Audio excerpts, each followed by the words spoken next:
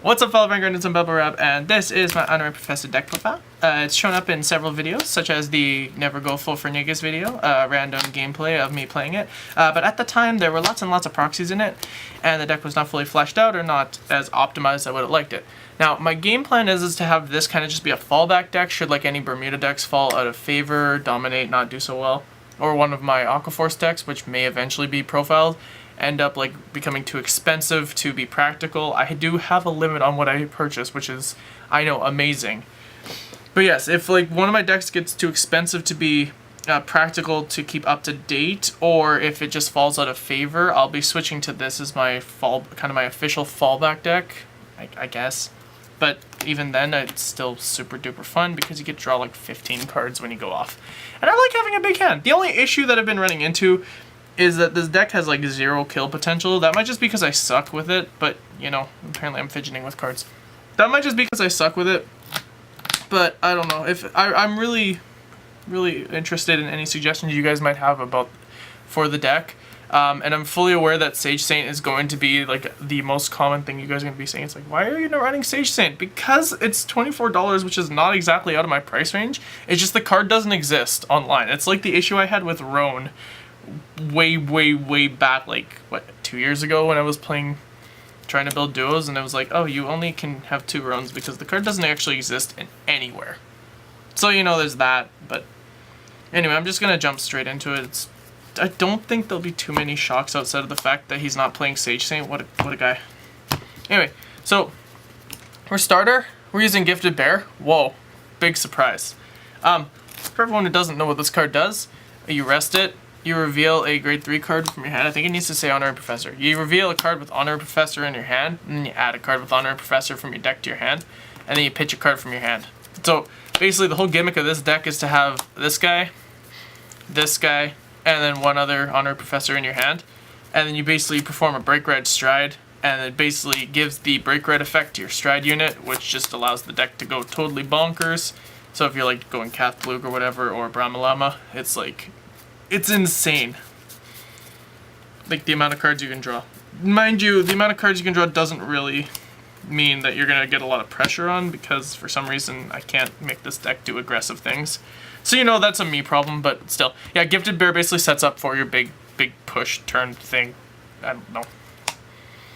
So when I started with this deck, I was playing 6 crit, 6 stand. I realized that the 6 stand didn't really give me enough kill power, which is weird because its stand triggers pretty good, but I've gone down to 6 crits so I can hit the crits in the earlier game to bring my opponent up to a higher amount of damage by the time I get to my mid game, because Great Nature does not exactly have a late game.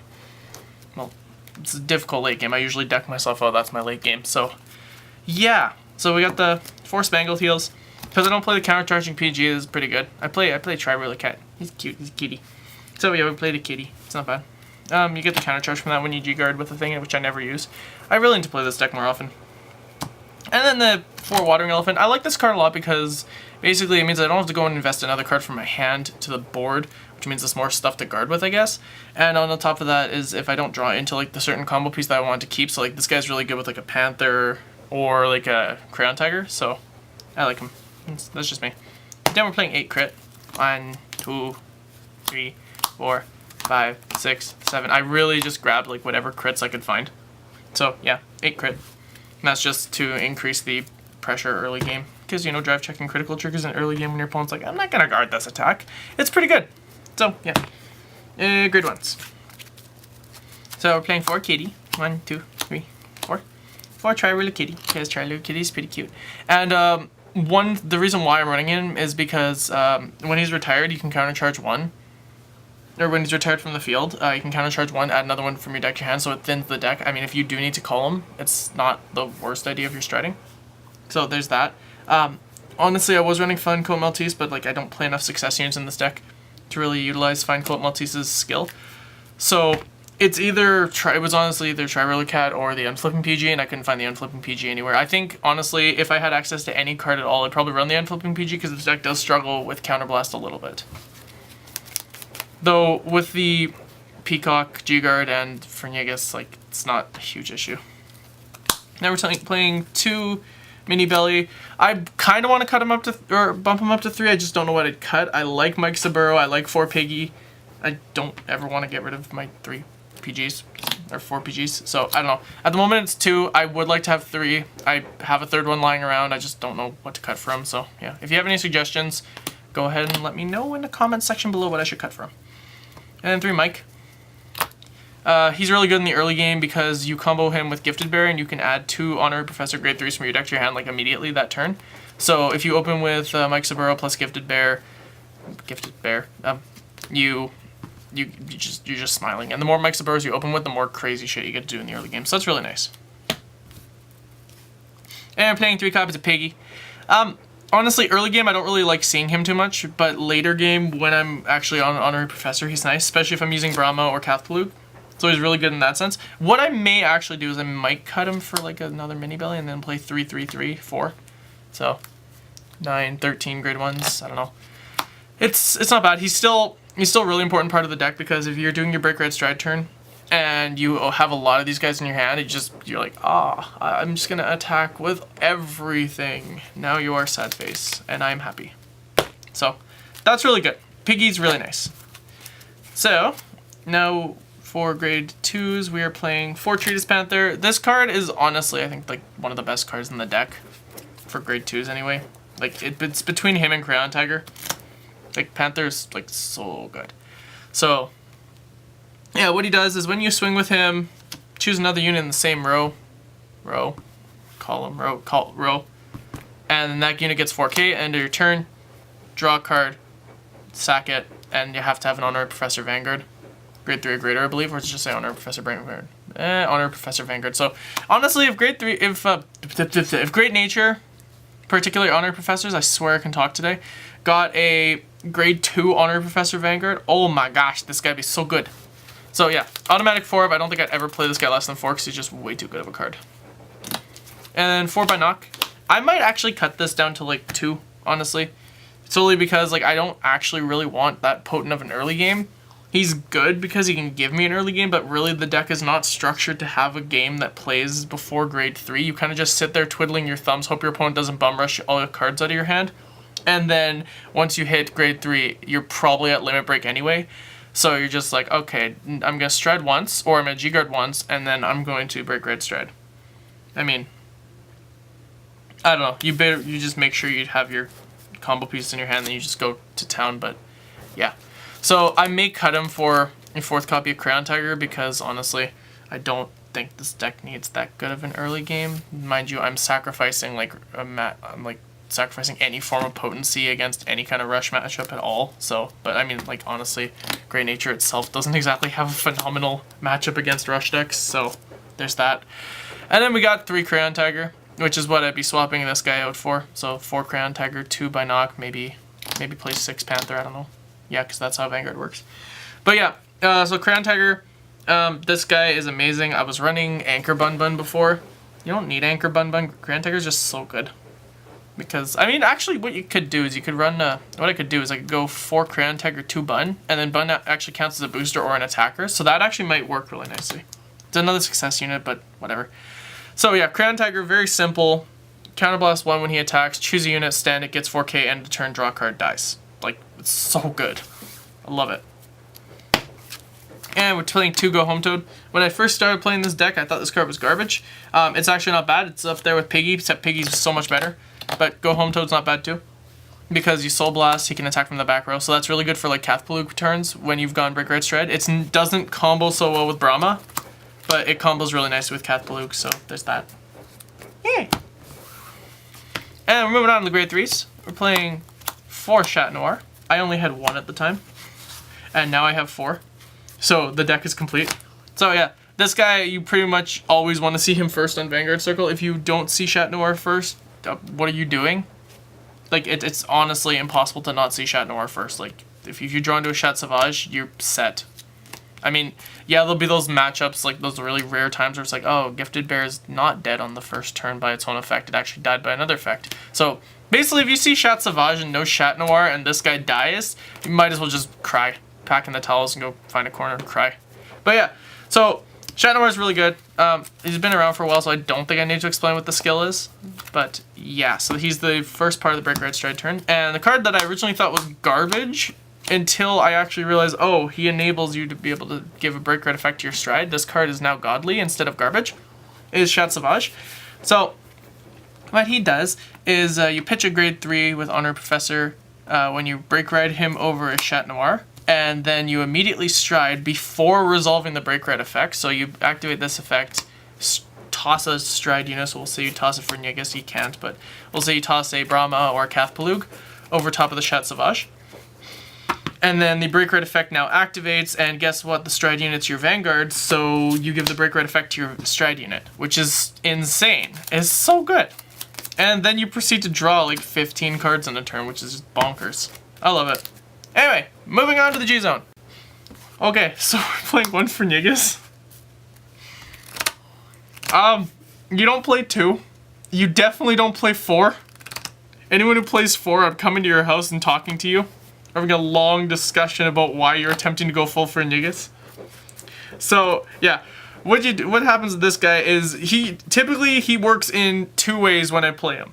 I'm either completely out of resource and I'm like, oh, dang it, I need to win this turn, and then you just you Stride him and you toss everything onto the board and you say, I'm attack you for 50k, don't PG me, okay? And then they PG you and you're like, you are a mean person.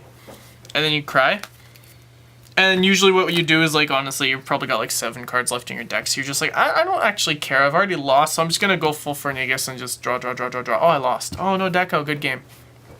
So, and the other scenario is a lot more intelligent, but he's got a really specific like time frame for when you use him. It has to be like after your first Stride, and after like a G Guard, or after you've Brahma'd once, and I don't know why you'd ever Brahma as a first Stride unless you had like the Break Red Stride, but even then you would just Cath Palug instead. But you use him like around probably mid-ish game when you need to like reset your damage, but the problem is that if you've been drawing enough cards, you get to a really dangerous point where he basically could threaten to deck you out because you have to soul charge. So if you want to countercharge 3, you've taken 9 cards out of your deck because you draw 3, you countercharge 3. No, you've taken 6 cards out of your deck. You draw 3 and you soul charge 3. And then if you want to countercharge 5 because I don't know why you'd want to countercharge 5. You couldn't because you would need a counterblast to activate the effect. But like the worst case scenario, like if the greediest you could get is 10 cards out of your deck with this guy, and I don't know what you're thinking if you're trying to get 10 cards out of the deck, so, like, I mean, maybe you want to go full FERNYIGES, but still. But, yeah, he's got a very, very niche role in the deck, and that's really all to say. I mean, it's an SGR, so it's pretty. And then we got 4 Brahma. 3, 4. I just play 4. He's okay as a, like, later game when you just, like, I need to just make a field to just scare you. He's good, and he's like your he's like the second choice of a Stride for your Break Red Stride turn. Typically what I'll do is I've usually got like 4 or 5 counterblast anyway, so I just Cath Palug. I'm just like, I'm gonna draw lots of cards off of Cath Palug, so I don't actually care.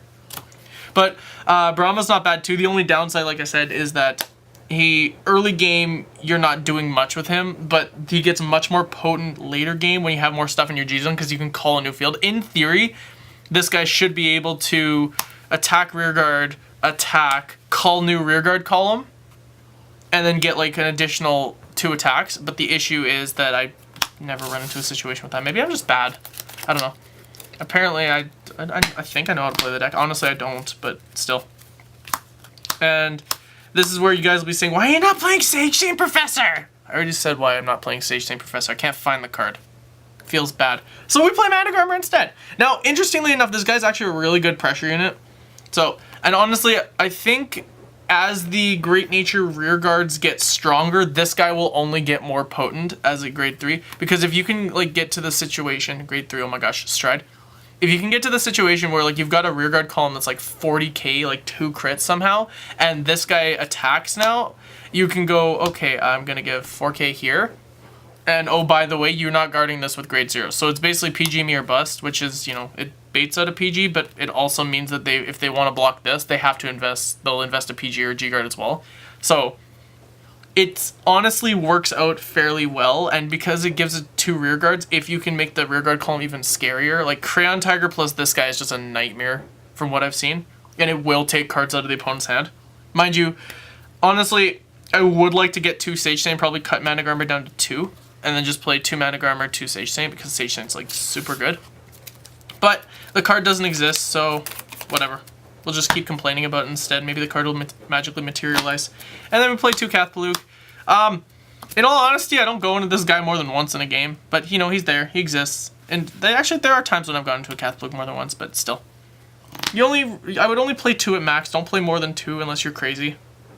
Just like, don't play more than 1 FERNYIGES unless you're crazy. I think Kopek plays 2 FERNYIGES. I don't know why he plays 2 FERNYIGES. Maybe he wants to go full FERNYIGES. I don't know. But yeah, so 2 Cath Palug's not bad. He's a really, really solid first strat if you have combo pieces though. I love him. He's a kitty. And then you got GB8. This is your alternative to going FERNYIGES at the end of your turn, because this is if you actually want to try to kill him. So you have options. If you've actually hit the end of the game and you've somehow hit GB8, this guy is actually really scary. But every single time I've tried to stride him, when I'm at GB8, I usually run into the situation of 3 cards left in deck. Okay, he's not attacking this turn, so I'm banking on rearguard columns, and usually, oh, I lose. Okay, just attack, whatever. Drive check, drive check, drive check, good game. I'm not actually complaining about this deck. This deck is a ton of fun to play. It just doesn't win. And that's probably me, not the deck, because I'm pretty certain that Honorary Professor has a ton of success. No pun intended. No pun intended at all, but like, honestly, I think this, like, a lot of people have had much more success with this deck than I have had, because people are like, oh, that's the best Great Nature build. I'm not doubting that. I'm just probably bad with the deck.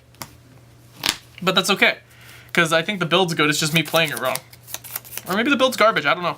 We got the Spangled G Guard, Unflipper. This guy basically allows you to fix your hand. I never use him, probably because I'm garbage. But you know, there's that. So yeah, basically everything you guard with your hand after this guy's been G-guarded with, you can basically toss, basically when it goes to drop zone, you just replace it with another card from your deck. So if you've got a bunch of dead cards, you're just like, I need combo pieces for next turn. Okay, we're just gonna go and throw a bunch of cards on the field. Okay, draw, draw, draw. Oh, I got combo pieces.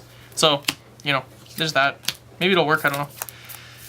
And then 2 of the Peacock, because I desperately need countercharging. This card is so good.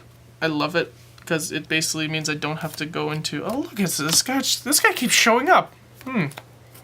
Basically means I don't have to go into FERNYIGES to unflip stuff, and the extra countercharge actually, interestingly enough, the extra countercharge has actually allowed me to go into FERNYIGES to go and reset my damage, and sometimes deck myself up, but that's okay. And then this guy's really good too. You sack off a field, and then if you have, what is it, 3